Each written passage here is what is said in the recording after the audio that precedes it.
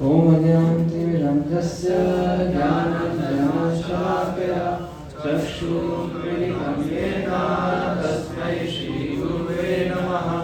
श्रीचैतन्यमनोभीष्टं स्थापितं येन भूतले स्वयं रूपः कदा मह्यं ददाति स्वपदान्तिकं। वन्देऽहं श्रीगुरो श्रीयुतापदकमलं श्रीगुरुं वैष्णवांश्च। श्रीरूपं साग्रजातं सहगण रघुनाथान्वितं तं सजीवं साद्वैतं सावधूतं परिजनसहितं कृष्णचैतन्यदेवं श्रीराधा कृष्णपादान् सहगण ललिता श्रीविशाखान्वितांश्च। हे कृष्णा करुणा सिन्धो दीनबन्धो जगत्पते गोपेश गोपिका कान्त राधा कान्त नमोऽस्तुते। तप्त काञ्चन गौराङ्गी राधे वृन्दावनेश्वरी विश्वभानुसुते देवी प्रणमामि हरिप्रिये। वाञ्छाकल्पतरुभ्यश्च कृपा सिन्धुभ्येव च पतितानां पावनेभ्यो वैष्णवेभ्यो नमो नमः। जय श्री कृष्ण चैतन्य प्रभु नित्यानंद श्री अद्वैत गदाधर श्रीवासादि गौर भक्तवृंद। हरे कृष्णा कृष्णा कृष्णा हरे हरे हरे राम राम राम हरे हरे। नमो विष्णुपादाय कृष्णाय भूतले श्रीमते भक्तिवेदांत स्वामिनिधि नामिने। नमस्ते सरस्वती देवे गौरवाणी प्रचारिणे निर्विशेष शून्यवादी पाश्चात्यदेशधारिणे।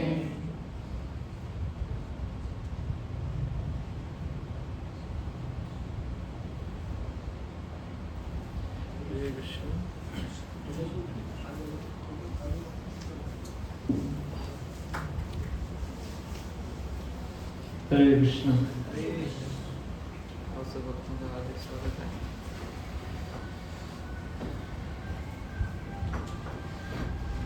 तो आज हम इकट्ठे हुए हैं गुंडीचा मंदिर महाजन सेलिब्रेशन करने के लिए। हालांकि फेस्टिवल तो निकल चुका है, तो हम वीकेंड के वक्त हैं, तो वीकेंड पे सेलिब्रेट करेंगे। तो शुरू में एक श्लोक है, इसका उच्चारण करेंगे।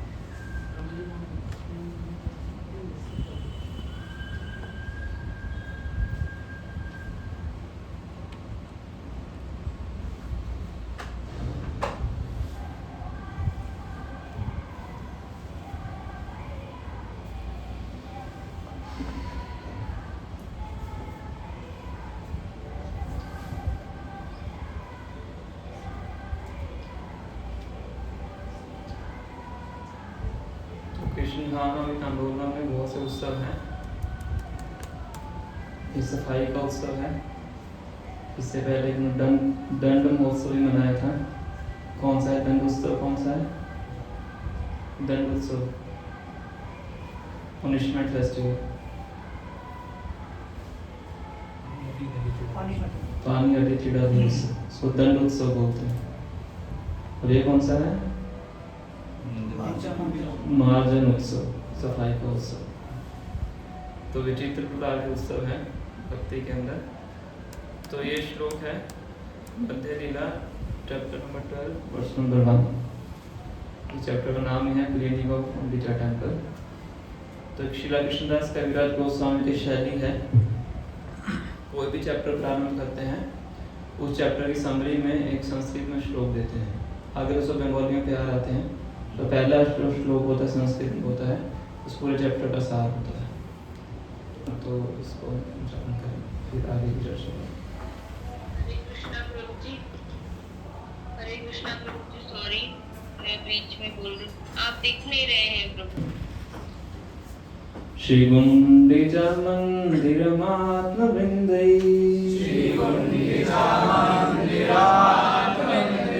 सम्मार्ज्यं शारदा सघोरा सम्मार्ज्यं शारदा सघोरा स्वचित्तवशीतलम् उज्ज्वलं च कृष्णोपवेशोपैकं चकार श्रीगुण्डिचामन्दिरमात्मवृन्दै सम्मार्ज्यं शारदा सघोरा स्वचित्तवशीतलम् उज्ज्वलं च कृष्णोपवेशोपैकं चकार श्रीगुण्डिचामन्दिरमात्मवृन्दै सम्मार्ज्यं शारदा सघोरा स्वचित्तवशीतलम् उज्ज्वलं च कृष्णोपवेशोपैकं चकार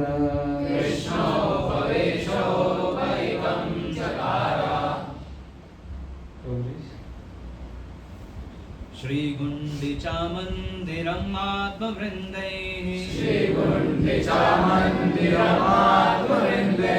सम्मार्जयन् शानतः सगौरः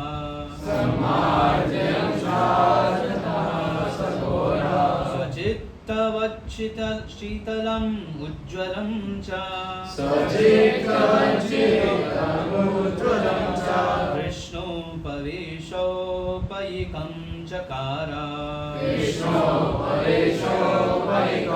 चकार श्रीगुण्डिचामन्दिरमात्मवृन्दै सम्मार्जयन् शानतः सगौरः स्वचित्तवच्शीतलम् उज्ज्वलं च कृष्णोपवेशोपैकं चकार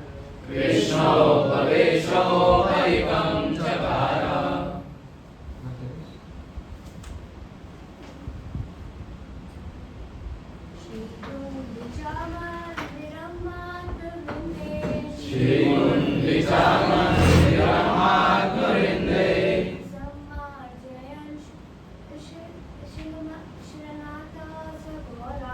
सम्मार्जयन् शानतः सघोरा स्वचित्तवच्शीतलम् उज्ज्वलं च कृष्णोपवेशोपैकं चकार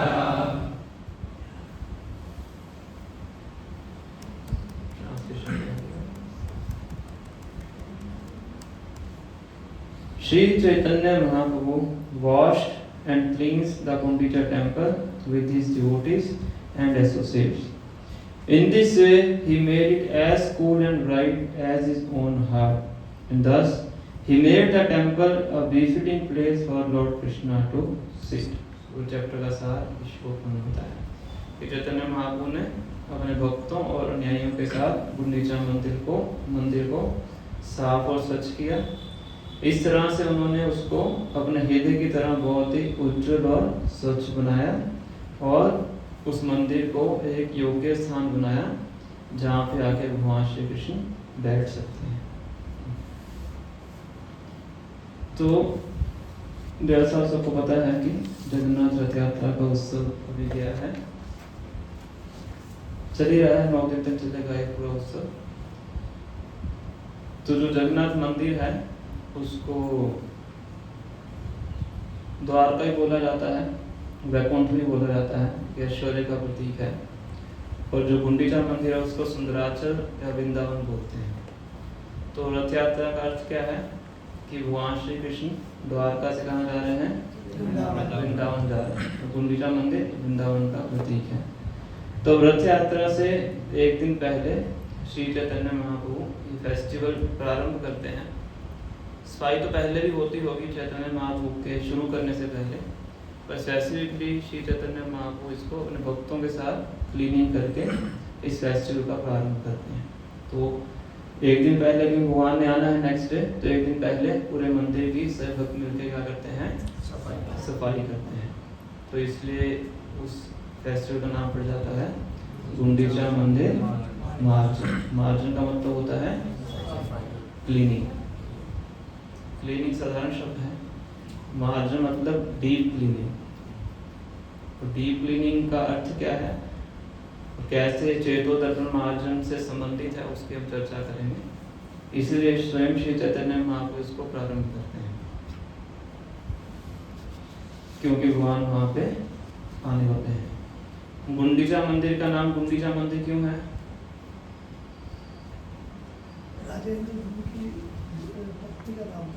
गुंडीचा, क्योंकि जो जगन्नाथ की स्थापना है, वो जो मंदिर शुरू में जो बनाया गया था वो इंद्रद्युम्न महाराज के द्वारा बनाया गया था। उन्होंने ब्रह्मा जी को बुला के इनके विग्रह को इंस्टॉल किया था, जगन्नाथ जी के विग्रह को। वो बहुत लंबी कथा है, अभी बाद में चर्चा कर सकते हैं। तो उनकी पत्नी के नाम से ही ये मंदिर है गुंडीचा मंदिर, जिस मंदिर में आके भगवान 9 दिन तक रहते हैं। तो चैतन्य चरितामृत में ये जो अध्याय हमने फर्स्ट श्लोक पढ़ा है, इससे पीछे वाला अध्याय है, तो उसमें पूरा वर्णन आता है कि किस प्रकार से जो श्री चैतन्य महाप्रभु के जो अनुयायी थे हर साल नवद्वीप से जगन्नाथपुरी आया करते थे श्री चैतन्य महाप्रभु को मिलने के लिए। तो उनका हर साल का रूटीन होता है, जगन्नाथपुरी आते थे और लगभग 3-4 महीने वहाँ पे रुकते थे। और रथ यात्रा का फेस्टिवल है, विशेष रूप से वो चैतन्य महाप्रभु के साथ वो सेलिब्रेट करते हैं। और रथ यात्रा उत्सव ऐसा है जिसको चैतन्य महाप्रभु बहुत ही धूमधाम से मनाते हैं। क्योंकि रथ यात्रा में क्या होता है, भगवान पहले 15 दिन तक दर्शन नहीं देते हैं, उसके बाद फिर दर्शन होते हैं। तो विरह के बाद क्या होता है, मिलन होता है। जब कोई चीज आपसे छूट जाती है फिर एकदम से मिल जाती है, बहुत लंबे समय तक आपको फ्रूट क्रीम नहीं खिलाई, फ्रूट क्रीम सामने आ जाए, तो व्यक्ति पहले 1 डोना खाता है, उसने 4 डोने खाएगा। तो 15 दिन के लिए हमारे लिए तो फ्रूट क्रीम से भाव प्रकट होता है, पर महाप्रभु के लिए क्या है, कृष्ण प्रेम है। तो जगन्नाथ जी के दर्शन उनको नहीं हो पाए 15 दिन के लिए। बताया जाता है कि महाप्रभु को इतना विरह होता था जगन्नाथ जी से, जगन्नाथपुरी छोड़ के चले जाते हैं, रहते नहीं थे। तो जगन्नाथपुरी छोड़ के लालनाथ नाम की जगह है जो जगन्नाथपुरी कैंप में गए होंगे, उनको पता है, चतुर्भुज भगवान कृष्ण के विग्रह है वहाँ पे, तो वहाँ चले जाते हैं कि मुझे इस जगह में रहना ही नहीं है, जगन्नाथ जी के दर्शन यहाँ पे नहीं हो रहे। और जगन्नाथ जी के विरह में उनको इतना ज़्यादा ताप होता था बॉडी के अंदर कि जब वो दंडवत प्रणाम करते थे पत्थर की शिला के ऊपर, उनकी बॉडी के ताप से वो पत्थर पिघल जाता था और पत्थर के अंदर उनकी पूरी बॉडी के निशान छुप जाते। वो पत्थर अभी भी है, लालनाथ में जाओगे तो पूरी बॉडी का जो क्या कहेंगे उसको, इंस्क्रिप्शन, इम्प्रिंट, वो पत्थर के ऊपर है, शिला के ऊपर। तो इसलिए जब उस 15 दिनों के बाद जगन्नाथ जी दर्शन देते थे रथ यात्रा के रूप, रथ यात्रा के दिन ही भगवान बाहर आते हैं, 15 दिन के क्वारंटाइन पीरियड बोलते हैं इसको। तो उस टाइम पे जब महाप्रभु जगन्नाथ जी दर्शन करते थे तो रथ के आगे बहुत उन्नंदन नृत्य करते थे। पूरा मंदिर से लेके गुंडीचा मंदिर तक महाप्रभु रथ के आगे नृत्य करते हुए जाते थे। बताया जाता है कि 9 पार्टीज बनाते थे कीर्तन की, 9 पार्टीज होती थी। उस टाइम लाउड स्पीकर वगैरह नहीं होते थे, तो सब ऐसे ही कीर्तन करते थे। हर पार्टी के अंदर 2-2 3 मृदंग प्लेयर होते थे, कतार प्लेयर होते थे, लीड सिंगर होते थे, लीड डांसर भी होते थे। जैसे सिंगिंग में एक व्यक्ति गाता है, बाकी पीछे दोहराते हैं, ऐसे ही डांसर भी होते हैं। हमारा तो इतना सिस्टमेटिक नहीं बन पाता है, तो पर माँ को इस प्रकार से पार्टीज को अरेंज करते हैं। 9 पार्टीज साइमल्टेनियसली कीर्तन करती है। और इस फेस्टिवल को सेलिब्रेट करने के लिए नवद्वीप से हर साल जो भक्त थे, नवद्वीप से जगन्नाथपुरी पैदल चल के आते हैं। तो ट्रेन में जाते हैं तो 8 घंटे लगते हैं, पैदल बाय वॉक वहाँ से आते हैं। और जब फर्स्ट टाइम वहाँ पे आते हैं जगन्नाथपुरी नवद्वीप से, तो महाराज प्रताप रुद्र अपने किले के ऊपर खड़े होकर दीवार से सबको देख रहे हैं, और उनके साथ उनके गुरु खड़े हुए थे सारंग भट्टाचार्य। तो उनके सब भक्तों के चेहरे को देख के वो सारंग भट्टाचार्य से बहुत प्रश्न करते हैं कि ऐसे ऐसे जो भक्त हैं मैंने आज तक कभी नहीं देखे हैं, कि इनके चेहरे के ऊपर इतना तेज है, और जिस प्रकार का ये कीर्तन कर रहे हैं। कीर्तन तो महाराज प्रताप रुद्र ने बहुत सुने थे, जगन्नाथपुरी में रहते थे, तो बहुत अलग अलग जगह से लोग आके कीर्तन किया करते थे, और बहुत से सिंगर्स को भी सुना था उन्होंने, प्रोफेशनल सिंगर्स को भी सुना था। पर कह रहे हैं कि ये जो कीर्तन मैं सुन रहा हूँ, ऐसा कीर्तन मैंने आज तक कहीं पे भी सुना नहीं है। तो बहुत अच्छे कुछ प्यार है, हम पढ़ेंगे 11 चैप्टर 94 वर्ष।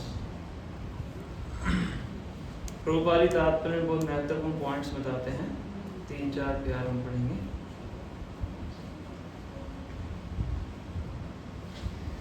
राजा कहे देखी मोर हैला चमत्कार, राजा कहे देखी मोरा हैला चमत्कार, वैष्णवेर ऐछे तेज देखी नाही यार, वैष्णवेर ऐछे तेज देखी नाही यार। तो राजा कहते हैं कि इनको देख के मुझे बहुत चमत्कार लग रहा है कि ऐसा तेज मैंने कभी नहीं देखा। वैष्णवेर ऐछे तेज देखी नहीं यार, इतना इनके चेहरे पे तेज है।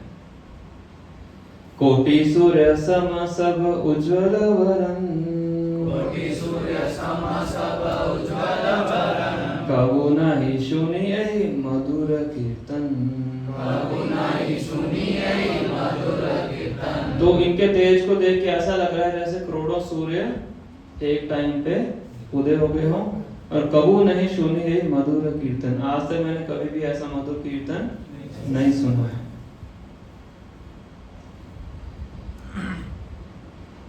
ऐसा प्रेम ऐसे नृत्य ऐसे हरि ध्वनि, ऐसे प्रेम ऐसे नृत्य ऐसे हरि ध्वनि, कहाँ नहीं देखी ऐसे कहाँ नहीं सुनी, कहाँ नहीं देखी ऐसे कहाँ नहीं सुनी।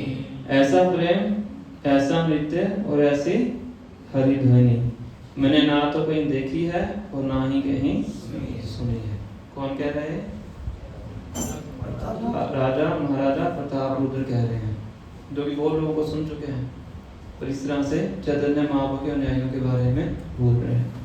तो इसके तात्पर्य में श्री प्रभुपाद जी मेंशन करते हैं कि अगर चैतन्य महाप्रभु के जो अनुयायी हैं, खास करके इस कौन की बात करें प्रभुपाद जी, कि अगर वो वैष्णव सदाचार के सिद्धांतों का पालन करते रहेंगे तो वो पूरे जन समाज के लिए आकर्षक बन जाएंगे। कि जब तक जो वैष्णव हैं वैष्णव सिद्धांतों के सदाचार का पालन करेंगे तो उनका जो कीर्तन है, उनका जो नृत्य है, वो पूरे जन समाज के लिए आकर्षक बनेगा, लोग उससे आकर्षित होंगे और कृष्ण भक्ति को स्वीकार करेंगे। तो आगे सारंग भट्टाचार्य बताते हैं, भट्टाचार्य कहे ऐ मधुर वचन, भट्टाचार्य कहे ऐ मधुर वचन, चैतन्य सृष्टि ऐ प्रेम संकीर्तन, चैतन्य सृष्टि ऐ प्रेम संकीर्तन। तो भट्टाचार्य क्या कह रहे हैं? भट्टाचार्य के ऐ मधुर वचन, चैतन्य सृष्टि ऐ प्रेम संकीर्तन, कि ये जो संकीर्तन कर रहे हैं किनकी सृष्टि है? श्री चैतन्य महाप्रभु की सृष्टि है। विशेष शब्द कौन सा है उसके इसमें? विशेष कौन सा स्पेशल शब्द कौन सा यूज किया उन्होंने? प्रेम संकीर्तन। कौन सा संकीर्तन है? प्रेम संकीर्तन। प्रेम संकीर्तन का मतलब क्या है? कि इस संकीर्तन को करने से भगवान श्री कृष्ण के प्रति जो प्रेम है वो प्रकट होता है। मंत्र शास्त्रों में बहुत से मंत्र हैं, शास्त्रों में बहुत से कीर्तन हैं, पर हर किसी से भी प्रेम प्राप्त नहीं होता है। हर युग के अंदर एक युग अवतार होते हैं और वो हर युग में एक मंत्र प्रदान करके जाते हैं, उसको बोलते हैं ब्रह्म तारक मंत्र। क्या बोलते हैं? ब्रह्म तारक मंत्र। हर युग के अंदर ये मंत्र होता है, पर इस मंत्र का उच्चारण करके क्या प्राप्त होता है आपको? मुक्ति प्राप्त होती है, या ज्यादा से ज्यादा आपको ऐश्वर्य भक्ति प्राप्त हो सकती है। मैक्सिमम टू मैक्सिमम क्या मिल सकता है? ऐश्वर्य भक्ति। ऐश्वर्य भक्ति मतलब जो वैकुंठ में की जाती है, वैकुंठ में जा सकते हैं। पर चैतन्य महाप्रभु क्या देने आए हैं? क्या लिखा है यहाँ पे? प्रेम संकीर्तन, जिसको करके आपको भगवान श्री कृष्ण के प्रति प्रेम प्राप्त हो सकता है। कृष्ण मंत्र हईते हईबे संसार मोचन, कृष्ण नाम हईते हवे कृष्ण चरण। तो कृष्ण मंत्र उच्चारण करने से क्या हो जाता है? संसार से मुक्ति प्राप्त होती है। और कृष्ण नाम उच्चारण करने से क्या होता है? कृष्ण चरण, वहां से कृष्ण के जो चरण है वो प्राप्त होते हैं। तो श्री भक्ति सिद्धांत सरस्वती ठाकुर महाराज कहते हैं, सबसे रिक्वेस्ट है फोन साइलेंट कर दीजिए। श्री भक्ति सिद्धांत सरस्वती ठाकुर महाराज कहते हैं कि चैतन्य महाप्रभु खास करके एक मिशन को लेके आते हैं। कौन सा मिशन है? हरि नाम संकीर्तन, प्रेम संकीर्तन। और इस मिशन का उद्देश्य क्या है? हमारे जो हृदय है जिसके अंदर बहुत से कल्मश हैं, उसका मार्जन करने के, वह चेतो दर्पण मार्जन। और जो गुंडीचा मंदिर मार्जन का उत्सव है वो इसी मार्जन का सदृश है कि कैसे एक भक्त को अपने हृदय का मार्जन करना चाहिए, जिससे उसका जो हृदय है इतना स्वच्छ बन सके ताकि भगवान श्री कृष्ण वहां पे आके बैठ सके। हमारे डिवोटी हम प्रवचन में बोलते हैं कि जो कुत्ता भी नीचे बैठता है तो क्या करता है? ऊंट से सफाई करके बैठता है। एग्जाम्पल देते हैं। तो भगवान श्री कृष्ण गंदी जगह पे क्यों बैठेंगे? तो जब तक एक व्यक्ति के हृदय के अंदर अनर्थ है, दोष है, गंदगी है, तो भगवान श्री कृष्ण वहां पे आके नहीं बैठे। तो जो गुंडीचा मंदिर मार्जन का उत्सव है बेसिकली किसका सदृश है? हृदय की सफाई का सदृश है। क्योंकि चैतन्य महाप्रभु नाम संकीर्तन लेके आए हैं। इसकी पहली इंस्टॉलमेंट क्या है? चेतो दर्पण मार्जन, हृदय का मार्जन करना, ताकि हृदय हमारा क्या बन सके? उपयुक्त स्थान बन सके जहाँ पे भगवान आके बैठ सके। तो इस संकीर्तन के माध्यम से जो एक भक्त है वो अनर्थ निवृत्ति का जो मार्ग है उसको अपनाता है। अनर्थ निवृत्ति मतलब अपने हृदय में जो अनर्थ है उनकी सफाई करने, ताकि जल्दी से जल्दी वहां तक पहुंचे। अनर्थ के बाद कौन सी स्टेज आती है? उसके बाद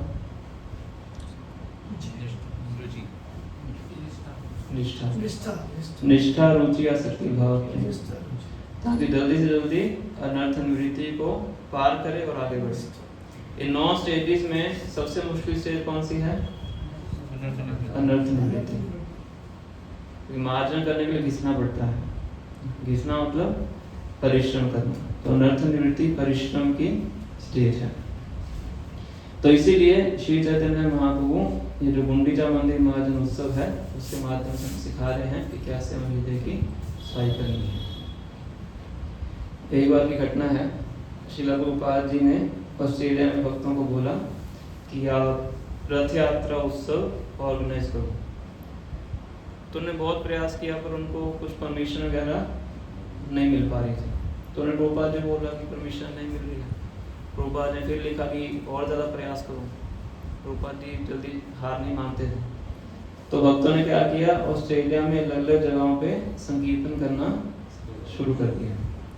तो पुलिस ने उनको पकड़ के जेल में डाल दिया भक्तों ऑस्ट्रेलिया की बात। तो भक्तों ने जेल से प्रभुपाद को लेटर लिखा कि हमें जेल में डाल दिया गया है, तो हमसे कुछ हज़ारों डॉलर मांग रहे हैं, 4-5 हज़ार डॉलर हमसे मांग रहे हैं हमको रिहा करने के लिए। तो प्रभुपाद जी बोले एक भी पैसा नहीं देना है, जेल में ही रहिए और वहाँ पे क्या कीजिए, संकीर्तन कीजिए। तो रोज जेल के अंदर 5 घंटे संकीर्तन होता था और बाकी जितने भी कैदी थे वो भी सब साथ में संकीर्तन करते थे। वो जो जेलर वेलर भी थे, जो सिपाही गाई थे, वो भी सब साथ में संगीत, 5 घंटे संगीत चलेगा तो कोई बिना बोले कैसे रह सकता है। तो यदि जेलर आता है तो उसका सिपाही उसको बोलता है हरी बोल जेलर को। तो जेलर आके अंदर देखता है कि अंदर क्या चल रहा है, तो वो जो संगीत का लीडर थे उनको बुलाते हैं कि अब हम आप सबको क्या करते हैं, प्रयास करते हैं। कहते हमने तो कोई पैसे दिए नहीं आपको, कहते तुम लोग अंदर ज्यादा खतरनाक हो, क्योंकि सबसे क्या कर रहे हो, परिवर्तित कर रहे हो। सेम प्रहलाद महाराज के साथ हुआ था, उन्होंने सबको परिवर्तन करना शुरू कर दिया। तो इसलिए प्रभुपाद जी बोलते हैं कि श्री चैतन्य महाप्रभु आए हैं इस संकीर्तन की विधि को इनॉग्रेट करने के लिए, ताकि इसको अपना के हम जल्दी भक्ति के पथ पे आगे बढ़े। तो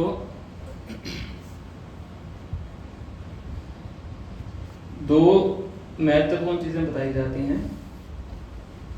अगर कोई व्यक्ति पूरा जीवन इस संकीर्तन को करना चाहता है तो बताते हैं,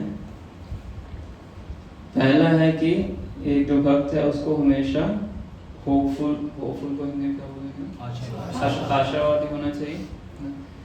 क्योंकि शुरू में हम भक्ति में आते हैं तो हमें बहुत सी चीज़ें अच्छी लगती हैं, सबसे पहले प्रसाद अच्छा लगता है, फिर फेस्टिवल अच्छे लगते हैं, कीर्तन अच्छा लगता है। फिर धीरे धीरे भक्त आपको एक माला करने को बोलते हैं, 4 माला 8 माला 16 माला तक पहुंच जाते हैं और आश्वासन देते हैं चैंट एंड बी हैप्पी। तो कुछ साल के भक्त को क्या लगने लगता है कि चैंट तो कर रहे हैं पर हैप्पी नहीं मिल रहा है, हैप्पीनेस नहीं मिल रही है। तो एक डिवोटी क्लास में बता रहे थे कि इसके बीच में एक शब्द है वो हिडन है, वो दिख नहीं रहा, वो क्या है, chant struggle and be happy. तो स्ट्रगल को क्या कर दिया है, हाइड कर दिया है।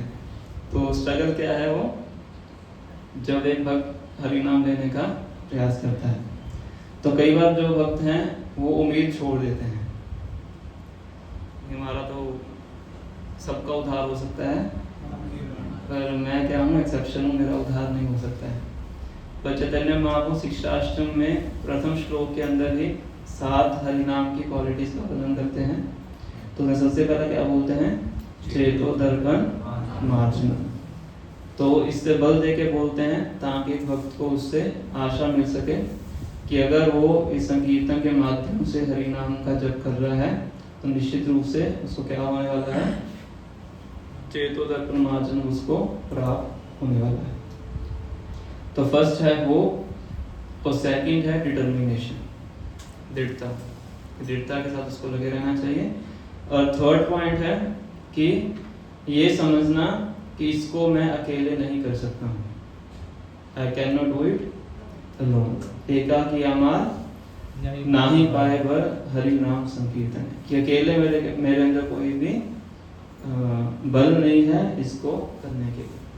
तो इसलिए श्री चैतन्य महाप्रभु क्या करते हैं, गुंडीचा मार्जन के लिए सभी भक्तों को इकट्ठे करके लेके जाते हैं। ऐसा नहीं कि अकेले जाते हैं, सभी भक्तों को इकट्ठा करते हैं और सब इकट्ठे मिलकर जाते हैं क्या करने के लिए, सफाई करने के लिए। मतलब जब हृदय का मार्जन करना है तो कैसे करना है, सबने इकट्ठे मिलके करना है, अकेले नहीं हो सकता है।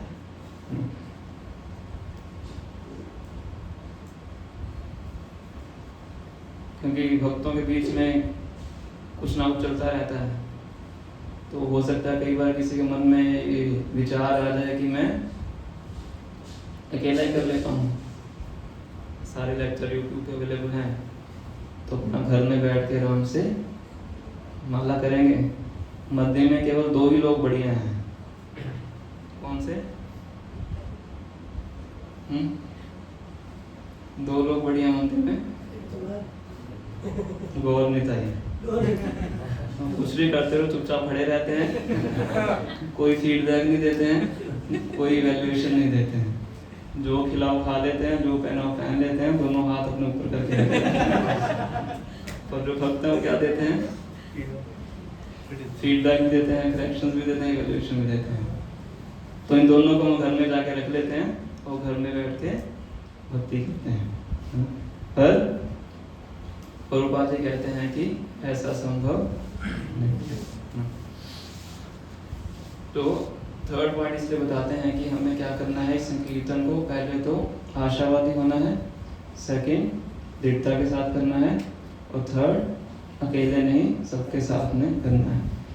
तो ये जो पूरा पास टाइम है ये शुरू होता है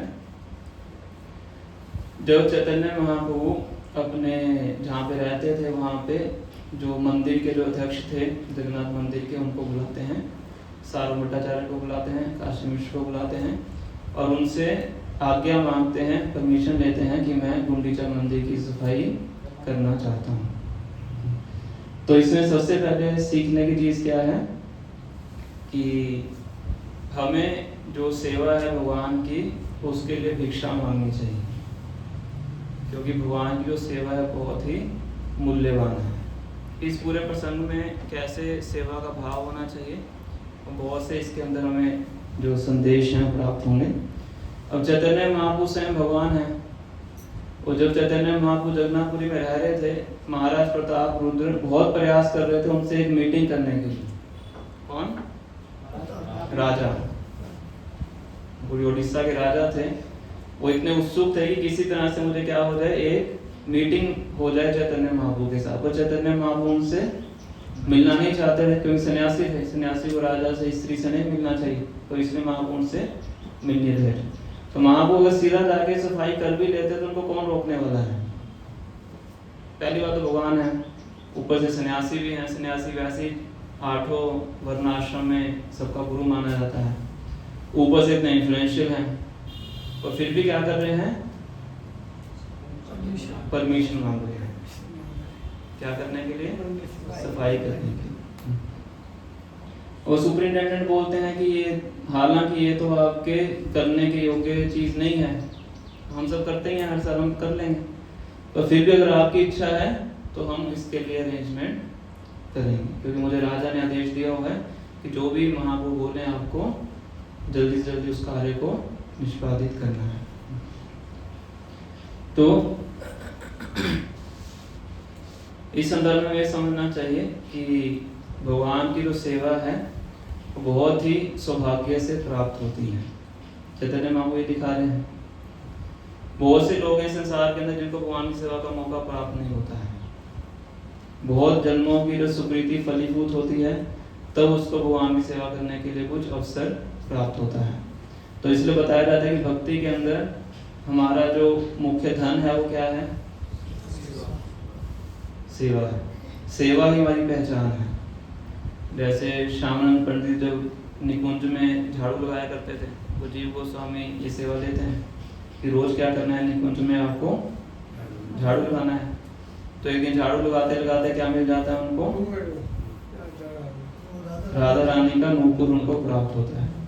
तो वो उनकी सेवा का फल था, और उस नूपुर के माध्यम से उनको राधा रानी के दर्शन भी होते हैं ना, उनको उनका नाम भी चेंज हो जाता है, का तिलक भी चेंज हो जाता है, और आगे जाके कितना विस्तृत उनके साथ लीलाएं होती हैं। कहाँ से शुरू होता है? जब गुरु के द्वारा दी गई सेवा को निष्पादित करते हैं। वो भी क्या लगाते थे?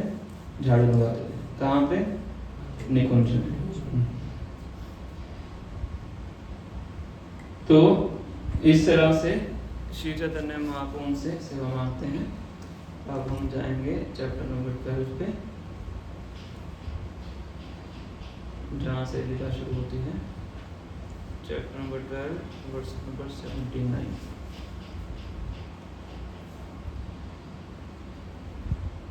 ठीक है, जल्दी से बोलिए। आरती ने प्रभाते लैया निज गन, श्री हस्ते सवार अंगे ले बिला चंदन,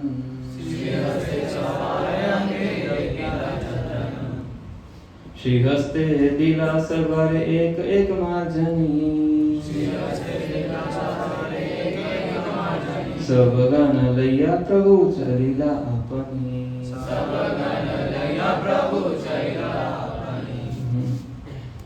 तो सबसे पहले हम आप क्या करते हैं? आरती ने प्रभाते लैया निज गन, सभी अपने अनुयायियों को इकट्ठा करते हैं और अपने हाथ से सबके अंगों के ऊपर चंदन का लेप करते हैं। और चंदन का जो लेप है वो ऐश्वर्य का सूचक है।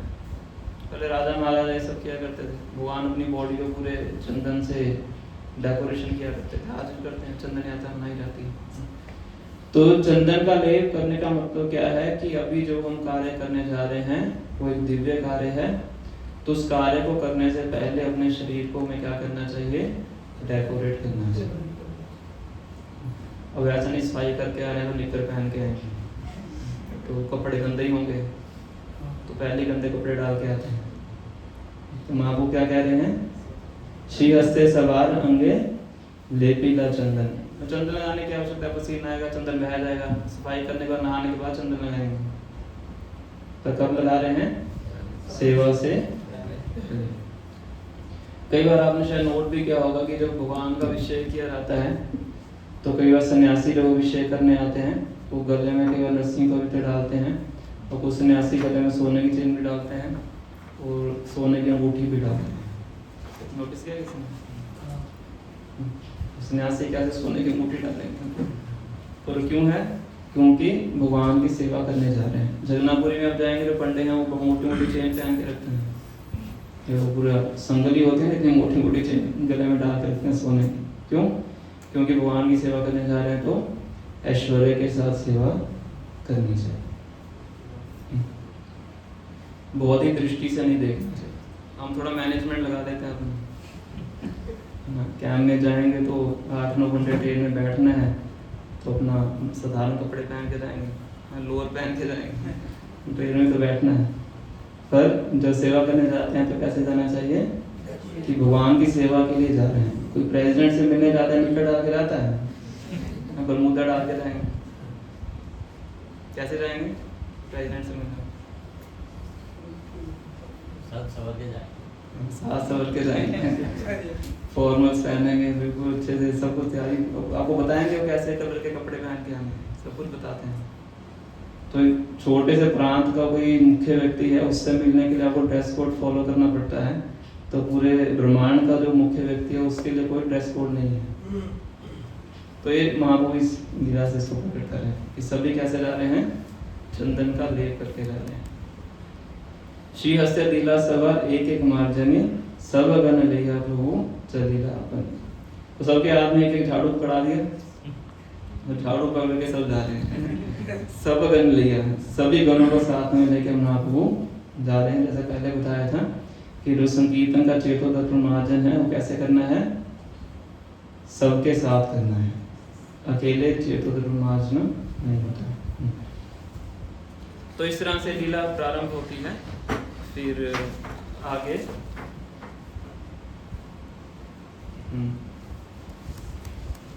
प्रेमोला से शोधे न लाए न कृष्ण नाम, भक्तगण कृष्ण कहे करे निज काम,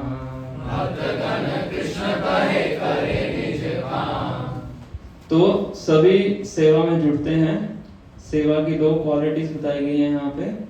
प्रेमोल्लासे शोधेन लयेन कृष्ण नाम, कैसे सेवा कर रहे हैं, प्रेम और उल्लास के साथ। तो प्रेम और उल्लास के साथ जो भक्त हैं भगवान की सेवा करते हैं, क्योंकि उस सेवा का उद्देश्य क्या है, भगवान श्री कृष्ण की संतुष्टि। तो इससे एक भक्त को क्या प्रकट होता है, उसके हृदय के अंदर उल्लास प्रकट होता है, आनंद उसके हृदय में प्रकट होता है। साधारण व्यक्ति सफाई करता है, उसको कौन सा आनंद मिलता है, जबरदस्ती करनी पड़ती है। घर की सफाई भी लोग नहीं कर पाते हैं, मेड रखते हैं, उसमें कोई आनंद नहीं है। पर वही एक्टिविटी जब भगवान के लिए की जाती है तो क्या प्राप्त होता है, उल्लास प्राप्त होता है। पर उल्लास कब प्राप्त होगा, जब प्रेम के साथ करेंगे, तो बर्डन ऑफ लव। हमारे गुरु महाराज हमेशा उदाहरण देते थे माधवेंद्रपुरी का, कि माधवेंद्रपुरी को इतना कठिन टास्क भगवान ने दिया कि वृंदावन से आपको जगन्नाथपुरी जाना है, वहां से मलय चंदन लेके आना है। तो बड़ा कठिन टास्क था, पर माधवेंद्रपुरी इसको कैसे करते हैं, प्रीति पूर्वक, प्रेम के साथ। तो इसलिए क्या प्राप्त होता है, उल्लास प्राप्त होता है। तो भक्ति के अंदर अगर उल्लास चाहिए, आनंद चाहिए, तो कैसे सेवा करनी चाहिए, प्रेम के साथ, तभी उल्लास प्राप्त होगा। किस चीज से एक भक्त को उल्लास प्राप्त होता है कि मैं इस चेतोदर्पण महाजनों की विधि का पालन कर रहा हूँ, तो निश्चित रूप से एक दिन ऐसा आएगा जब भगवान श्री कृष्ण मेरे हृदय के सिंहासन के ऊपर आके विराजमान होंगे। तो उन्होंने पहले 3 क्वालिटीज डिस्कस की थी, होप, डिटर्मिनेशन है कि अकेले नहीं कर पाएंगे, कॉन्जॉइंटली सबके साथ मिलकर इसको चेतोदर्पण की विधि को हमें पालन करना है। तो इसीलिए भक्ति में कोई भी हम क्रिया करते हैं, उसका जो मेन एलिमेंट होता है वो होता है एंथुजियाज्म, उत्साह। प्रभुपाद जी से किसी शिष्य ने पूछा कि प्रभुपाद जी आप हमेशा उत्साह करते रहते हैं, तो अगर कभी उत्साह ना हो तो क्या करें? प्रभुपाद जी कहते उत्साहित रहें।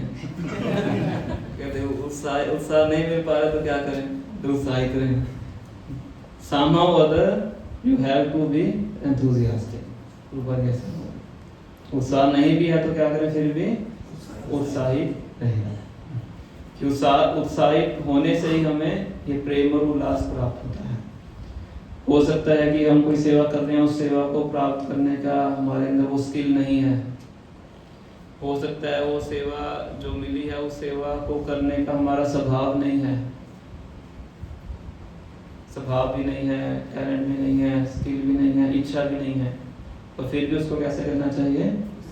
उत्साह के साथ करना चाहिए। जो भी कमियां हैं भगवान उसको क्या कर देते हैं? पूर्ण कर देते हैं। और जब हम भगवान की सेवा में लगते हैं तो भगवान हमारे माध्यम से चमत्कार प्रकट करते हैं। जब एक भक्त अपनी दृढ़ता को और उत्साह को प्रकट करता है तो भगवान क्या प्रकट करेंगे? चमत्कार प्रकट करेंगे। भक्त को लगता है कि ये तो मैं सोच भी नहीं सकता था। एक बार होता है कोई सेवा ऐसे थे बिल्कुल ही स्वभाव की उल्टी है। जैसे मैं जब नया शुरू किया था ना, तो बुक डिस्ट्रीब्यूशन बड़ा कठिन लगता है। पूरे दिन में एक बुक बन जाते थे, मुझे ऐसा होता था कि आज का कोटा पूरा हो गया। एक्टिविटी में होते थे पूरे 30 दिन हमें बाहर जाना होता, पूरे दिन का 10 बुक्स का टारगेट मान के चलता है 7-8 घंटे के अंदर, कि 10 बुक्स हो जाए तो मतलब मेरा संतुष्टि के लेवल हो गया। तो बड़ा कठिन लगता, बिल्कुल स्वभाव के विपरीत सेवा थी। पर जैसे जैसे करते रहते हैं तो फिर भगवान बहुत ही, जैसे एक बार खड़ा था, एक व्यक्ति आया तो एक बार में पूरा कार्टन लेके चला गया सड़क के ऊपर। तो वहाँ बीच में टोकन देते रहते थे कि इनका उत्साह बढ़ता है। तो कोई भी सेवा हमें कैसे करनी चाहिए? उत्साह के साथ करनी चाहिए। तो आगे वर्णन करते हैं किस प्रकार से, एक बहुत इंपॉर्टेंट पॉइंट है, और स्वयं श्री चैतन्य महाप्रभु किस तरीके से मार्जन कर रहे हैं, किस प्रकार से सेवा करते हुए हमें अब्सॉर्ब रहना चाहिए सेवा के अंदर, वो हमें यहाँ पे देखने को मिलता है। धूलि दूषर तनु देखिते शोभन,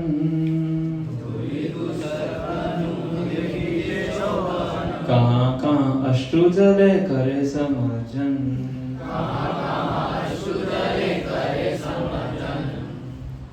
तो धूलि दूषर तनु देखिते शोभन। तो सफाई करते करते महाप्रभु का जो स्वर्ण वर्ण का जो उनका अंग थे सब कैसे हो गए? धूलि दूषर तनु, सारे अंग धूल के साथ लथपथ हो गए। लथपथ बोल दी। तो उससे क्या हो रहा था? देखिते शोभन, उनके बॉडी की जो उनका सुंदरता थी और ज्यादा बढ़ जाती है इससे, धूल लगने से। जैसे जब कुरुक्षेत्र के युद्ध में भगवान श्री कृष्ण अर्जुन का रथ चला रहे थे, तो रथ से जो धूल वगैरह उड़ रही थी, उनके पूरे जो बाल थे वो ग्रेइश हो जाते हैं और मुंह के ऊपर पसीने की बूंदें आ जाती हैं। तो उससे भगवान की बॉडी की जो सुंदरता थी और ज्यादा बढ़ जाती है। तो भीष्म देव जो मृत्यु शैया पे होते हैं, भगवान के इसी रूप का स्मरण करके शरीर का परित्याग करते हैं। और बहुत सुंदर श्लोक आता है। तो गुणगान कर रहे हैं, पसीने का गुणगान कर रहे हैं, धूल का गुणगान कर रहे हैं। धूलि युद्धि तुरग रजो विधूम्र विश्व, की जो घोड़ों के खुरों से मिट्टी उड़ के आपके बालों के ऊपर पड़ रही थी, तो आपके बाल क्या हो गए? ग्रेइश हो गए। श्रमवारी अलंकृता से, तो आपके जो सीने की बूंदें हैं वो आपकी बॉडी को क्या कर रही थी, अलंकृत कर रही थी। तो मैं चाहता हूँ कि आपका ये जो रूप है मेरे हृदय में हमेशा विराजमान रहे। मृत्यु शैया पे भीष्मदेव भगवान से प्रार्थना करते हैं। तो चैतन्य महाप्रभु के जो शरीर है पूरा क्या हो गया, धूल से भर गया। कहाँ कहाँ अश्रु जले करे समार्जन, और बहुत जगह पे महाप्रभु ने क्या किया, अपने अश्रुओं से ही सफाई की।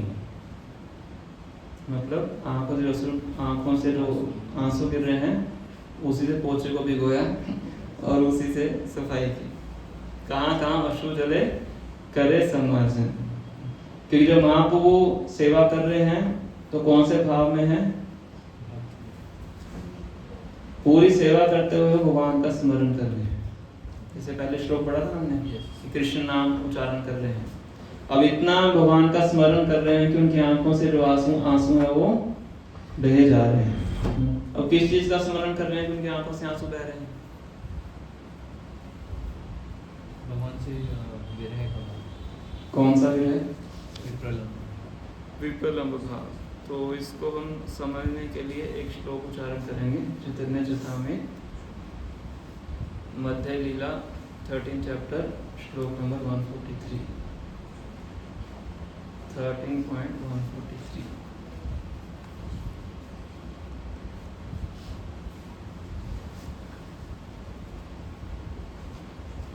तो ये वक्त एक लेक्चर में इसका वर्णन करेंगे। बहुत सुंदर श्लोक है मेरे पीछे उच्चारण के लिए। वृंदावन गोवर्धन यमुना पुलिन वन सई कुंज रासादिक लीला।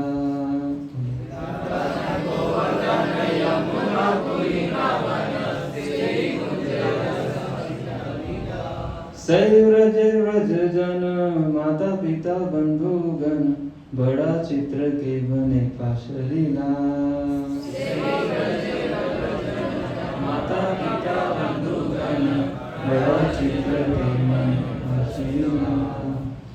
तो चैतन्य महाप्रभु उस लीला का स्मरण कर रहे हैं जब ब्रजवासी कुरुक्षेत्र में सोलर क्लिप्स होता है, सूर्य ग्रहण होता है, चंद्र ग्रहण, सूर्य ग्रहण। तो वहां पे कुरुक्षेत्र में स्नान करने के लिए जाते हैं।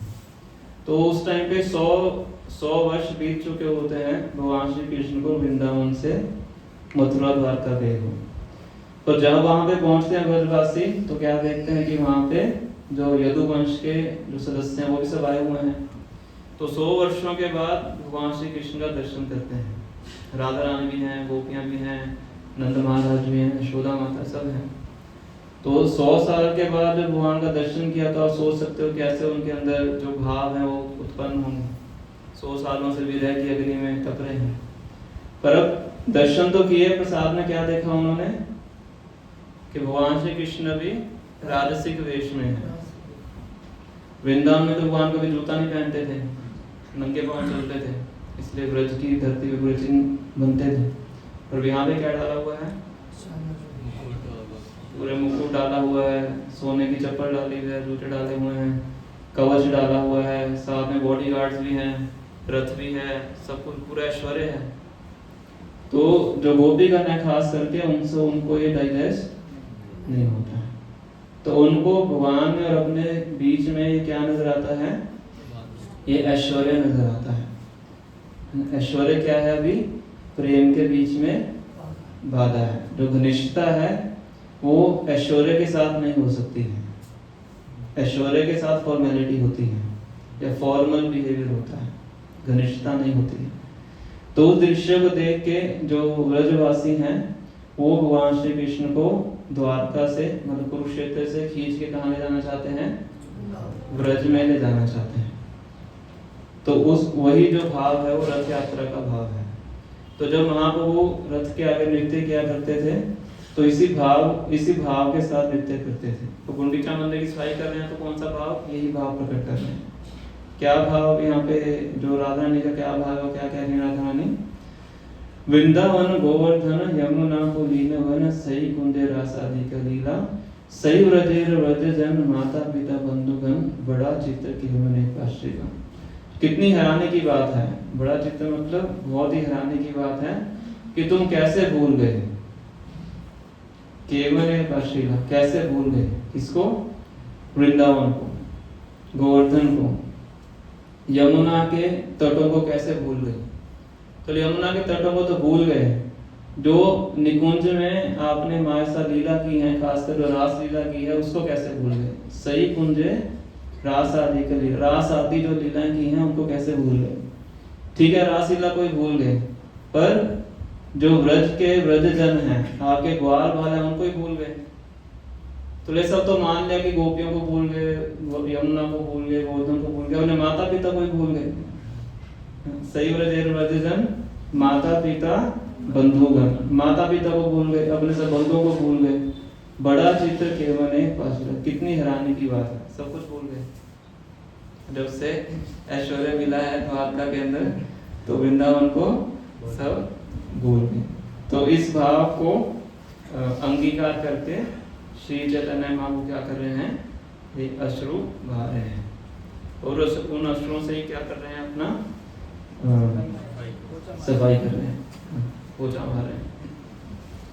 तो इस तरह से अब इसमें क्या वर्णन किया जाता है कि किस तरह से एक भक्त को अपनी सेवा करते हुए उसके अंदर एब्जॉर्ब होना चाहिए।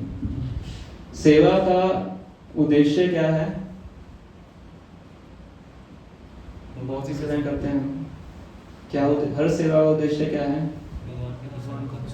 सेवा का उद्देश्य है भगवान की प्रसन्नता, भगवान की संतुष्टि, या सिंपल शब्द में बोल दीजिए कि सेवा करके हम ज्यादा कृष्ण भावना भावित हों, ये सेवा करने का हमारा उद्देश्य है।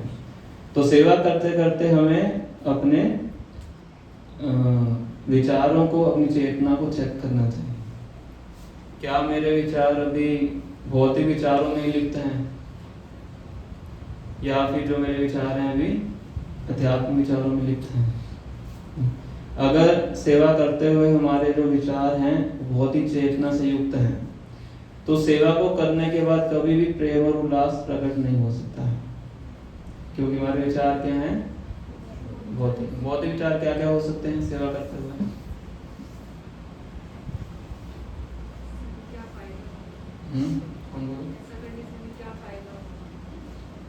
फायदा मतलब भौतिक फायदा, भौतिक रूप से, ठीक है, मुझे क्या लाभ मिलेगा इसको करने से? और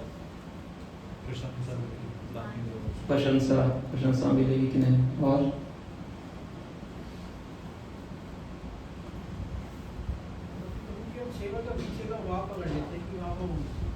वाह वाह, प्रशंसा ही होगी, प्रशंसा वाह वाह नहीं सोच। और बहुत हो सकते हैं, भौतिक धारणाएं हो सकती हैं, पर जब तक ये भौतिक धारणाएं रहेंगी तो सेवा करने के बाद भी क्या प्राप्त नहीं होगा? हमें प्रेम और उल्लास प्राप्त नहीं होगा। किस भाव से सेवा करनी चाहिए वो श्री चैतन्य महाप्रभु में यहाँ पे प्रकट कर रहे हैं।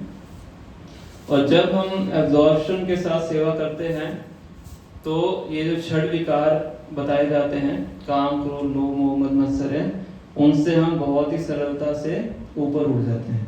क्या करने से? सेवा में एब्जॉर्प्शन से। प्रभुपाद जी कितना एब्जॉर्ब रहते थे सेवा के अंदर, 24 घंटे चलता रहता था उनके मन के अंदर, कैसे आगे बढ़ाना है। तो बाद जुहू मंदिर में जो पीछे 2 इमारतें बनी हुई हैं, या तो क्या नहीं आप में से कुछ गए होंगे, तो उसकी छत पे प्रभुपाद जी बैठे हुए थे। ये इस्कॉन के बनने के लगभग 9-10 साल के बाद की घटना है। तो प्रभुपाद जी सही भक्तों से बातचीत कर रहे थे और पुराने दिनों को याद कर रहे थे कि कैसे वो उन्होंने इस्कॉन की स्थापना की, किस प्रकार से ये सब सिस्टम आगे बढ़ा। तो उसी टाइम पे एक बहुत बड़े बिजनेसमैन थे, ब्रिज रतन मेहता के नाम से। तो वो वहाँ पे आते हैं, मुंबई की घटना है। तो वो आते हैं, प्रभुपाद जी उनका सबका इंट्रोडक्शन देते हैं, सबको उनका इंट्रोडक्शन देते हैं कि ये बहुत बड़े बिजनेसमैन हैं। तो व्यक्ति रिवर्ट करते हैं कि स्वामी जी आपसे बढ़ के बिजनेसमैन कौन हो सकता है। अब 40 रुपए के साथ गए थे और अभी जितनी भी संपत्ति आपके पूरे विश्व में है वो 40 करोड़ से ज्यादा है। तो 40 रुपए से आपने क्या किया? 40 करोड़ की संपत्ति होने, तो आपसे बड़ा बिजनेसमैन कौन हो सकता है? तो प्रभुपाद जी कहते हैं आप भी ज्वाइन कर लो हमारे बिजनेस को। वो कहते हैं ये हमारे बस की बात नहीं है, हम बाहर से आपको सहयोग देंगे। तो प्रभुपाद जी हमेशा ही क्या रहते थे, सेवा के अंदर एब्जॉर्ब रहते थे। हरिदास ठाकुर के संदर्भ में बताया जाता है कि जो वैश्य हरिदास ठाकुर के पास आती हैं तो उस टाइम पे जो हरिदास ठाकुर होते हैं पूरे तरह से अपनी सेवा के अंदर एब्जॉर्ब होते हैं। तो भोग वृत्ति आने की बजाय उनके अंदर कौन सी प्रवृत्ति आती है? सेवक प्रवृत्ति आती है। तो अंत्य लीला के 3 अध्याय का 239वां श्लोक है, बहुत सुंदर श्लोक है कि किस तरह से जो सेवा में एब्जॉर्प्शन सेवक का होना चाहिए।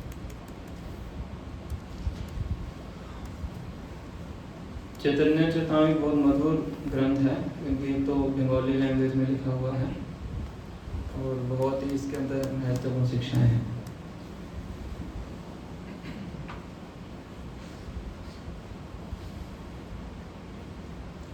निर्विकार हरिदास गंभीर आशय, बलि ते लागी ना तारे हरिया सदय।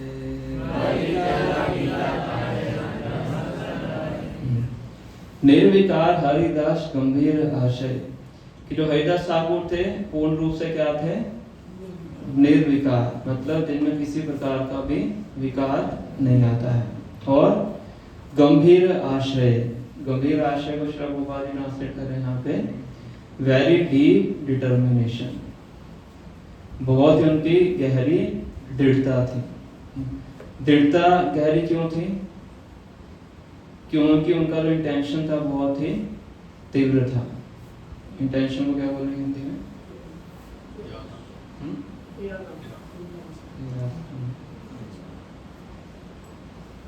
इंटेंशन,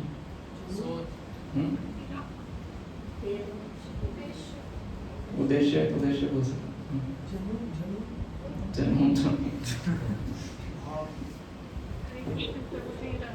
उनका जो उद्देश्य था, इंटेंशन, इरादा बोल दीजिए, तो बहुत ही गंभीर था, बहुत ही गहरा था।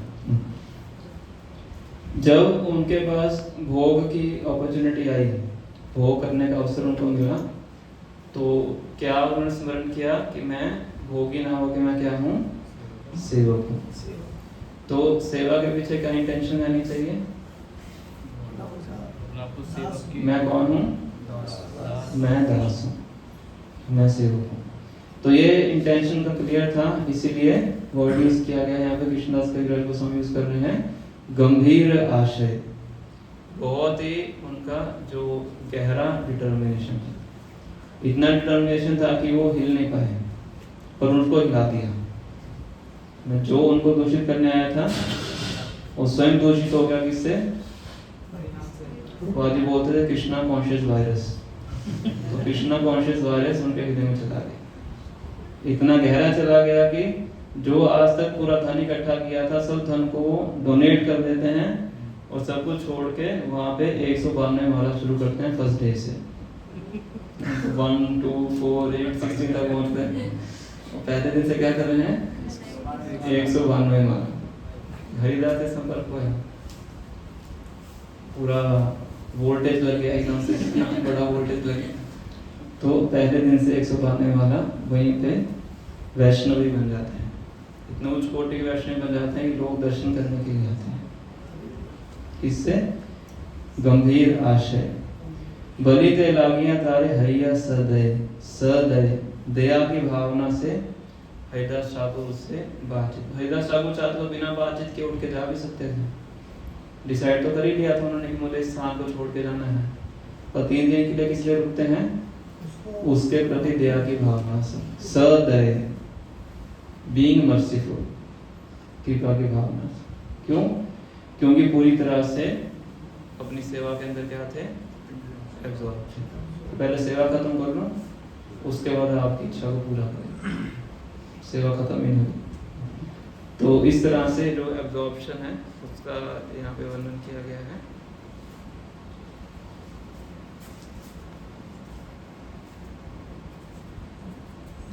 तो कृष्णदास कविराज गोस्वामी आगे हरिदास ठाकुर का वर्णन करते हैं। माया दासी प्रेम मांगे इथे की विस्मय, साधु कृपा नाम बिना प्रेम न जन्मय।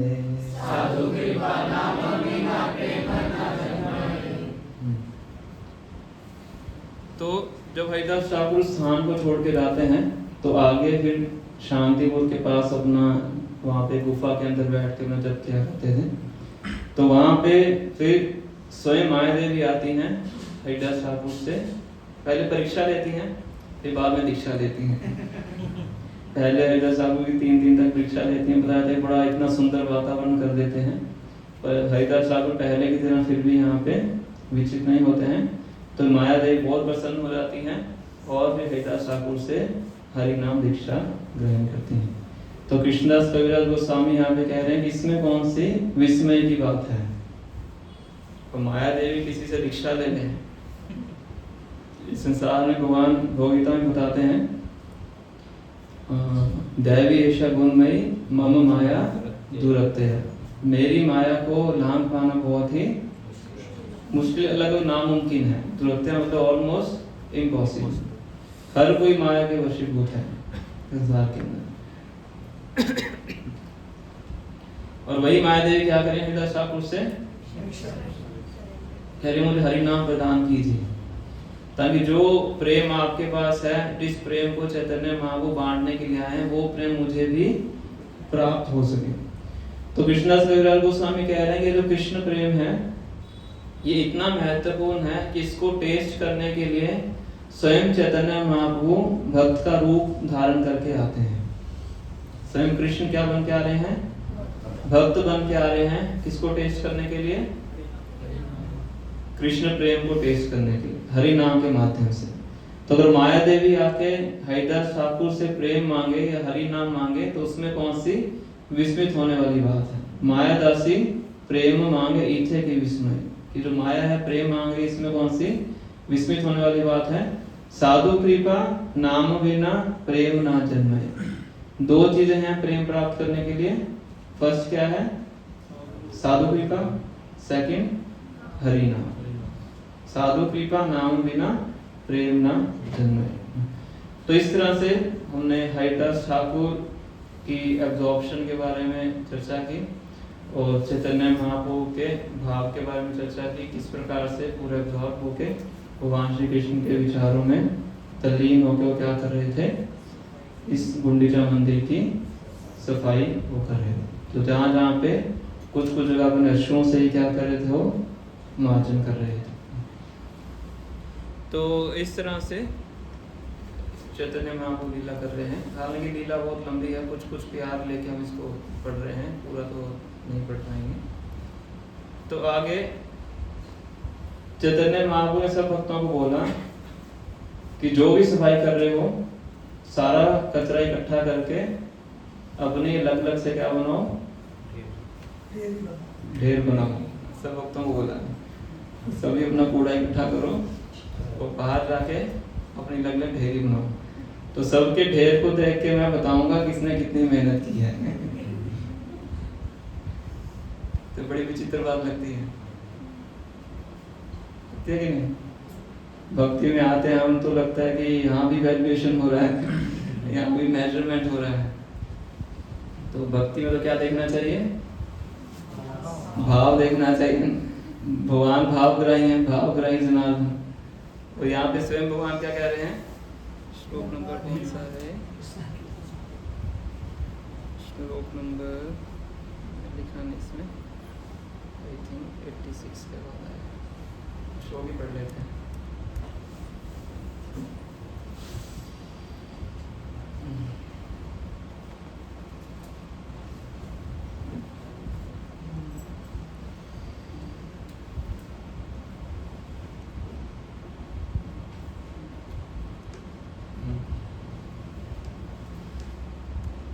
प्रभु कहे के कत करियाछ समाजन,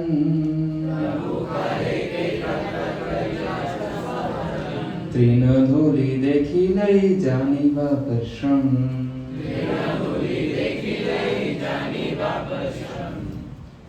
प्रभु कहे के गत करियाच समाजन, किसने कितनी मेहनत करके मार्जन किया है, कैसे देखूंगा मैं? तृण धूलि देखी ले जानी वह परिश्रम, कितना तृण कितना धूल आपने इकट्ठा किया है, उससे मैं समझूंगा कि इसने कितना परिश्रम किया है। तो ये महाप्रभु कर रहे हैं वैल्यूएशन। तो भगवान भावग्राही हैं, सब भावग्राही हैं, पर बताया जाता है कि जब किसी लक्ष्य को प्राप्त करना होता है तो उसके लिए क्या किया जाता है? गोल सेटिंग किया जाता है। तो यहाँ पे चैतन्य महाप्रभु गोल सेटिंग कर रहे हैं कि सबको ज़्यादा से ज़्यादा धूल इकट्ठी करनी है। आगे जाके बताएंगे कि जब सबकी धूल इकट्ठी करी गई और महाप्रभु की धूल इकट्ठी करी गई तो जितना सब भक्तों का इकट्ठा करके धूल बनी थी उतने के लिए महाप्रभु ने इकट्ठी की थी। आगे जाके वर्णन होता है। तो एक बार घटना है वृंदावन में। तो प्रभुपाद जी के शिष्य थे, वो वृंदावन में आए थे कुछ समय निकाल के। तो प्रभुपाद जी देखते रहते थे कि पूरा टाइम जप ही करते रहते हैं। तो प्रभुपाद ने उनको बुलाया, कहते हैं कि कैसा लग रहा है वृंदावन के अंदर? कहते बड़ा मजा आ रहा है। तो प्रभुपाद जी कहते वृंदावन तुम्हारे मजे के लिए नहीं है। किसके मजे के लिए है? ये कृष्ण के मजे के लिए है। तो तुम यहाँ से जाओ और प्रचार करो। कहाँ पे जाऊँ? प्रभुपाद जी कहते हैं श्रीलंका चले जाओ। कहते हैं श्रीलंका तो प्रभुपाद जी बहुत छोटा देश है, मुझे कुछ बड़ा एरिया दीजिए, कुछ बड़ा करूँगा। प्रभुपाद जी कहते पाकिस्तान चले जाओ। कहते ठीक है श्रीलंका चला जाता है। तो फिर श्रीलंका में जाते हैं और वहाँ पे जाके प्रचार शुरू करते हैं। वो बताया जाता है कि बहुत बड़े नास्तिक थे श्रीलंका में, उनको भक्त बना देते हैं। तो फिर भक्त को समझ में आता है कि बहुत अच्छा है कि प्रभुपाद जी ने मेरे ऊपर मुझे कृपा प्रदान की। ऐसे एक और भक्त थे, तो उनकी नई नई मैरिज हुई थी, प्रभुपाद जी शिष्य थे। तो उनको पता लगता है कि प्रभुपाद जी मुझे किसी मंदिर का प्रेसिडेंट बनाना चाहते हैं।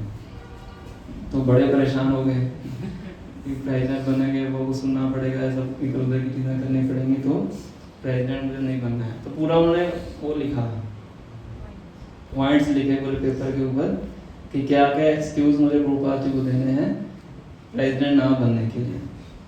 तो पूरा लेटर लिख के पॉकेट में डाल के प्रभुपाद जी से मिलने जाते हैं।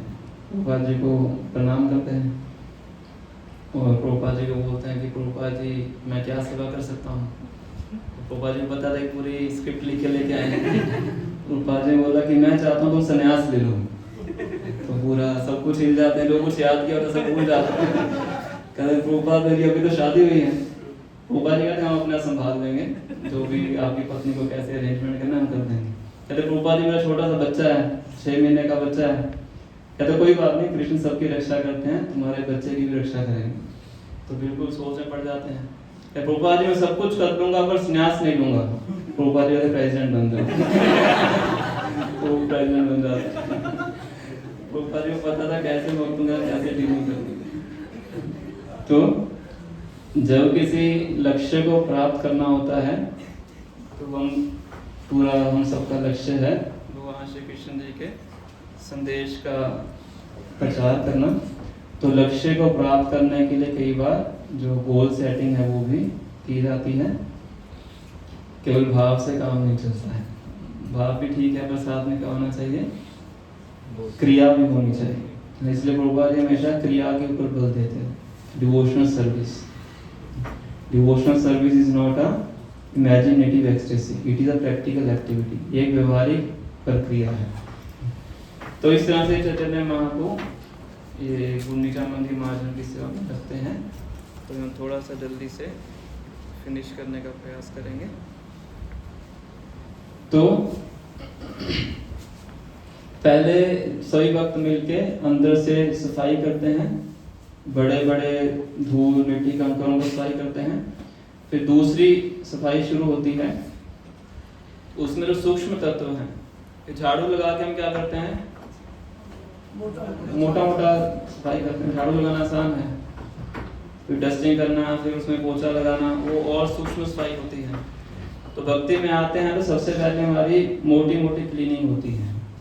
मोटी मोटी क्लीनिंग मतलब 4 नियम पालन करना शुरू करते हैं। वो सब ग्रॉस लेवल पे हैं। मांसाहार नहीं करना, अनियन गार्लिक नहीं खाना, ये चाय कॉफी नहीं पीना, नशा नहीं करना, गैम्बलिंग नहीं करना, वैध संबंध नहीं करना, सब क्या है? ग्रॉस लेवल पे हैं। ये फर्स्ट क्लीनिंग है। सेकंड लेवल की क्लीनिंग क्या है? इसके सूक्ष्म तत्वों पे जाना, जैसे कि मांसाहार नहीं करना।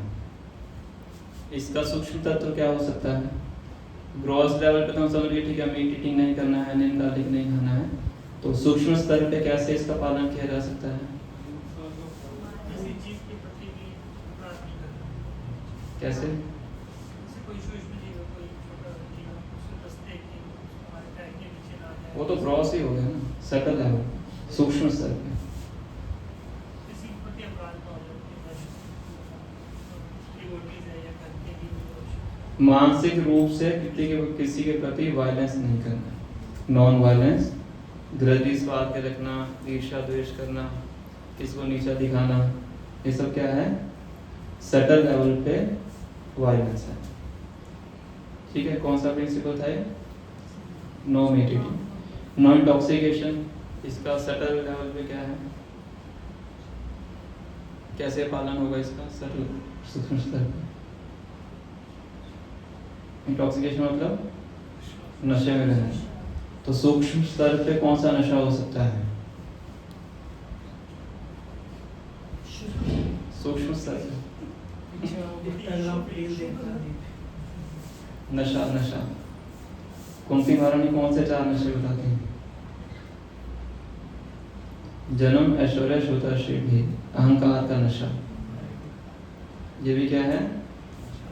नॉन टॉक्सिकेशन में आता है, सूक्ष्म स्तर पे। गर्वित होना, अहंकार का परित्याग करना। नॉन टॉक्सिकेशन मतलब सूक्ष्म स्तर पे अपने अहंकार का परित्याग करना। फिर नेक्स्ट है नो गैम्बलिंग। उसका सूक्ष्म स्तर पे कैसे पालन होगा?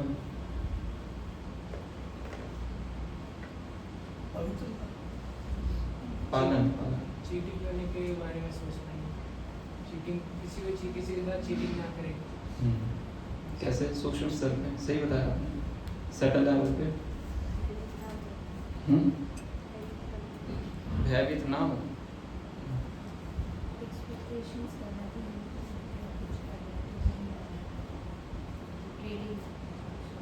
किसी को झूठ ना बोलना, बातों को घुमाना फिराना नहीं। बातों को भी हम घुमा देते हैं, ना झूठ ना सच। क्या कहेंगे? मैनिपुलेशन। ये सब क्या है? ये भी गैम्बलिंग ही है, सूक्ष्म स्तर पे।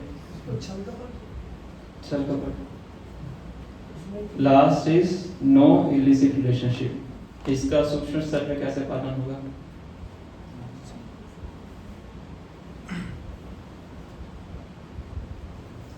मन में भी गलत नहीं सोचना। मन में भी गलत नहीं सोचना, यथावत सम्मान करना। ठीक है, इसको बोल सकते हैं। बोला जाता है कि जो पूजा, लाभ, प्रतिष्ठा की जो भावना है उसको सटल सेक्स लाइफ बोलते हैं, कि वो भोगने की वासना है। पूजा, लाभ, प्रतिष्ठा। तो ये 4 नियम पहले हम ग्रॉस लेवल पे पालन करते हैं, वो हमारी क्या है? फर्स्ट लेवल ऑफ क्लीनिंग है। फिर सेकंड लेवल ऑफ क्लीनिंग है कि हम इन 4 नियमों का सूक्ष्म स्तर पे भी पालन करें। इसलिए हम आपको 2 बार क्लीनिंग करवाते हैं। पहले धूल तृण ये सब करते हैं, फिर पूरा पानी के साथ, सब घड़ों के साथ, बताया था 100 घड़े लेके आते हैं सब।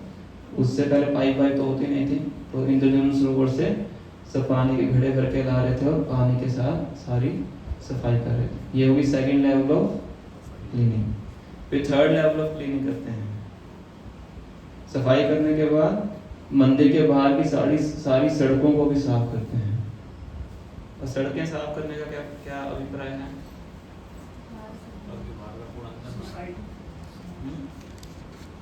बाहर का कचरा अंदर ना आए। तो एक बार हमने क्लीनिंग कर ली, अपने हृदय को शुद्ध भी कर लिया हमने, ग्रॉस रूप से भी कर लिया, सटल लेवल से भी कर लिया, और दोबारा गंदगी दोबारा से अंदर ना आ जाए, इसलिए हमेशा क्या रहना है? उसको अलर्ट रहना है। मतलब अपने संग को बहुत ही सावधानी से करना है, ताकि जो कचरा इतनी मेहनत करके नर्त निवृत्ति हमने की है, अपने अंदर से कचरा निकाला है, काम क्रोध लोभ मोह मत्सर है, वो द्वारा अंदर प्रवेश नहीं करना है। हमेशा क्या रहें, अलर्ट रहें। चैतन्य महाप्रभु बोलते हैं कि जब एक साधक भक्ति करना शुरू करता है, उसकी भक्ति लता आगे बढ़ती है, तो 6 चीजें साथ में और बढ़ती हैं। कोटि नाटी, जीव हिंसा, निषिद्धाचार, पूजा लाभ प्रतिष्ठा, ऐसी सब उपशाखा का 6 चीजें हैं। निषिद्धाचार, गलत आचरण, जीव हिंसा डिस्कस कर चुके हैं, और क्या था, कोटि नाटी, डुप्लीसिटस बिहेवियर, पूजा लाभ प्रतिष्ठा, ये प्राप्त करने की इच्छा, ये सब उपशाखाएं हैं। तो भक्त को हमेशा क्या रहना चाहिए, अलर्ट रहना चाहिए कि कहीं ये 6 चीजें मेरी भक्ति लता को प्रभावित तो नहीं कर रही हैं। दिखने में क्या लगती है, भक्ति ही लगती हैं। जो वीड्स होते हैं, खरपतवार होती है, तो दूर से देखोगे तो क्या लगेगा, वो मेन प्लांट ही लगता है।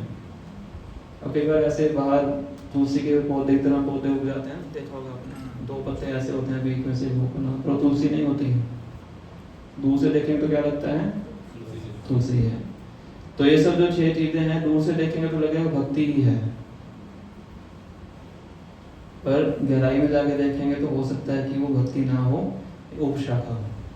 तो एक भक्त को क्या होना चाहिए, हमेशा अलर्ट रहना चाहिए। वो उसी के समान है कि बाहर की सड़कों को हमने सफाई कर दिया है, ताकि दोबारा से गंदगी हमारे अंदर ना आए।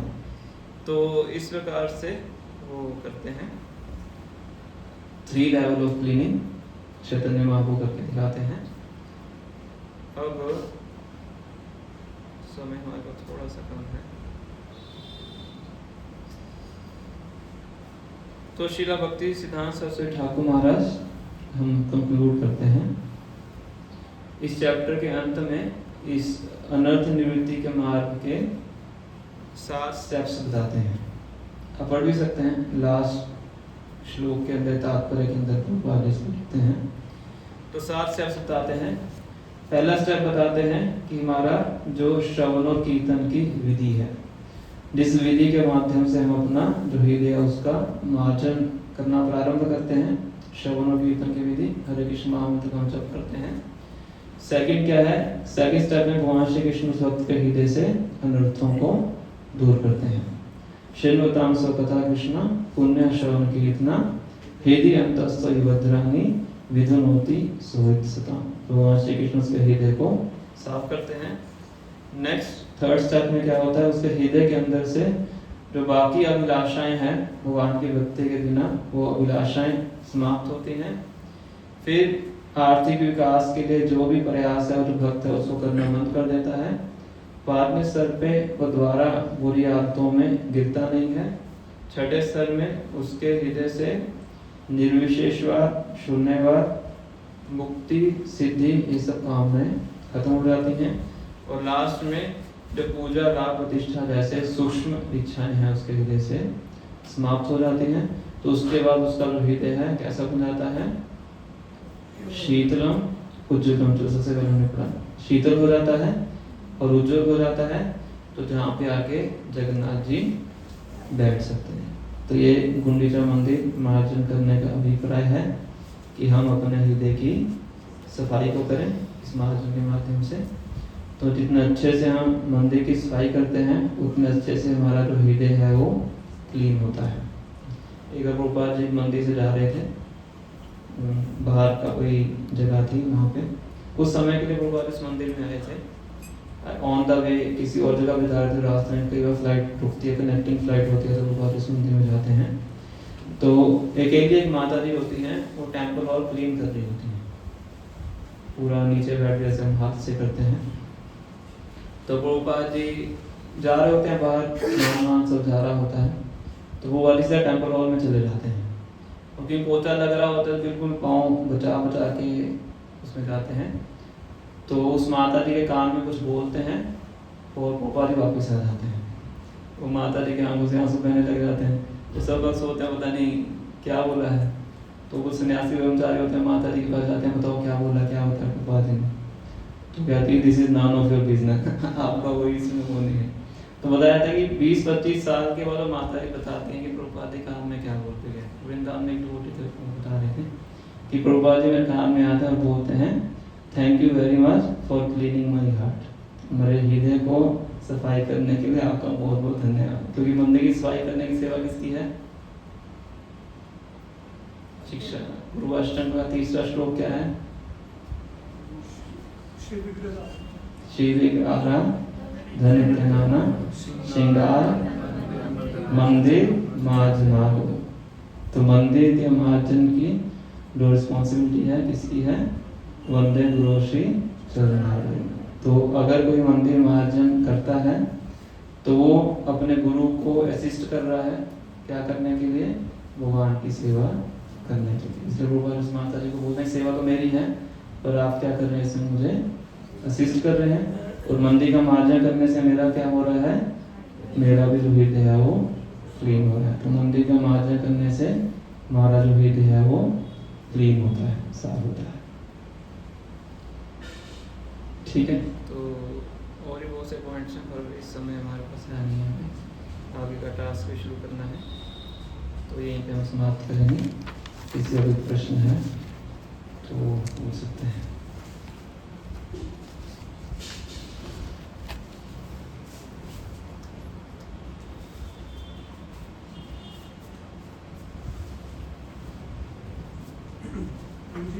बगीचा मार्जन तो साल में एक बार होता है।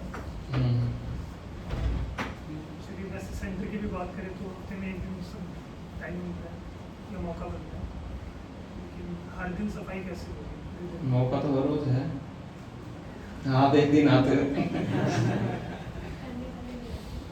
रोज सफाई होती है ऐसा नहीं। जो डीटी सेवा करते हैं रोज यहाँ सफाई करते वो हैं। हमारे लिए थोड़ा सा प्रैक्टिकल नहीं हो पाती, तो उसके लिए क्या करें? तो जितना प्रैक्टिकल है उतना कीजिए। हमारे मंदिर में पहले एक सन्यासी रहते थे तो कहते थे कि पूरे मंदिर की जो कृपा है सब कौन लेके जा रहा है? जो मंदिर ने हायर किया हुआ सफाई करने के लिए। कि सभी भक्त आके यहाँ साधना करते हैं और सबकी धूली कौन इकट्ठा कर रहा है? कोई इकट्ठा कर रहा है। एक प्रभुपाद जी के कोई लेडी डिसाइपल थे, हमारे मंदिर में आते हैं और उनको पता नहीं कहाँ से पता लग जाता है कि मंदिर में सफाई करने के लिए एम्प्लॉय रखे हुए हैं। तो व्यासा समय ना क्रोधित होकर बोलते हैं कि प्रभुपाद जी के टाइम पे कोई मंदिर में सफाई के लिए हायर नहीं किया जाता। पूरे कॉन्ग्रेगेशन की माता जी इसको बोलते हैं तुम लोग सफाई नहीं करते मंदिर में, मंदिर को नौकर हायर करने पड़ते हैं। तो मंदिर की सफाई तो भक्तों से ही होती है पर वो सिस्टमेटिक नहीं हो पाता इसलिए हायर करने पड़ते हैं। तो अपॉर्चुनिटी तो हर रोज है। आप बता दो आपका स्लॉट डाल देंगे। महेश को करते हैं रोज सफाई।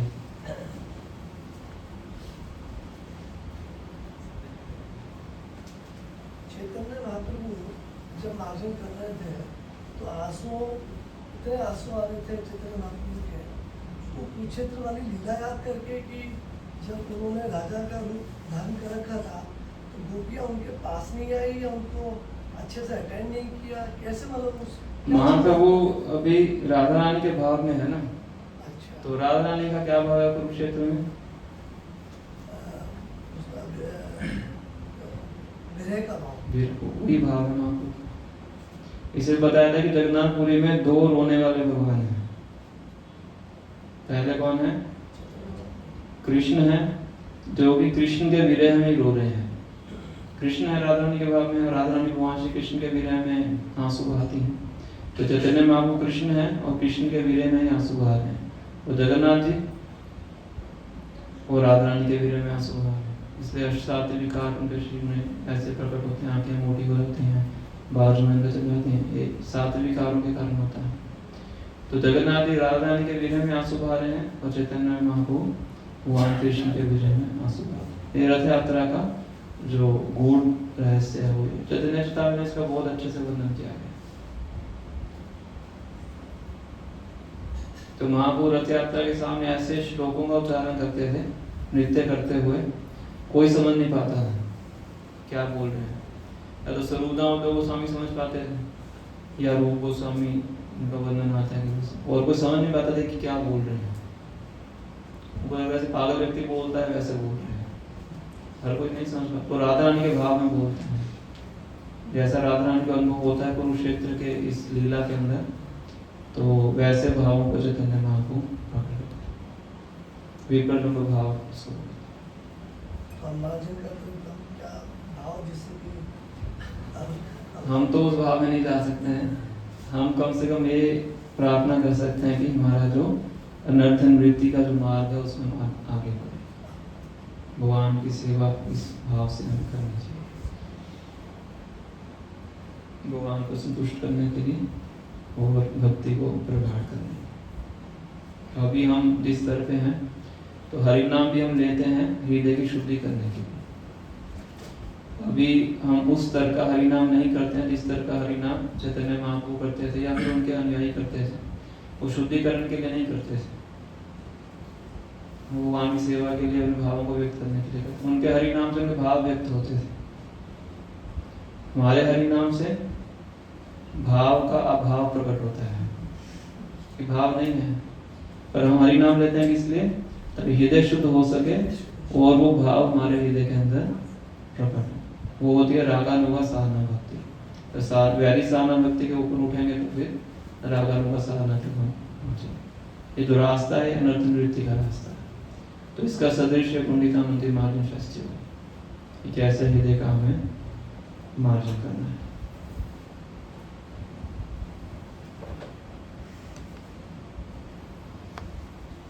और प्रश्न किसी का?